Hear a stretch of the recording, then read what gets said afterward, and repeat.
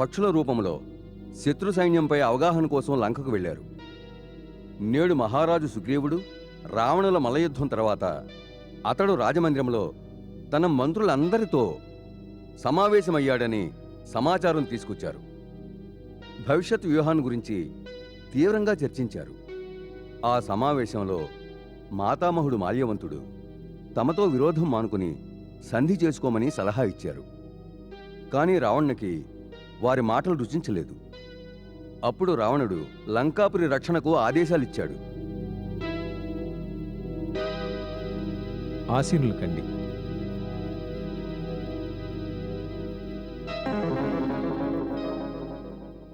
రావణుని ఉద్దేశ్యం తనే ముందుగా దాడి జరుపుతాడా, లేక మన దాడి కోసం ఎదురు చూస్తూ ఉంటాడా? తను రచించిన వ్యూహంను బట్టి నాకొకటి అర్థమైంది. అతడి ఉద్దేశంలో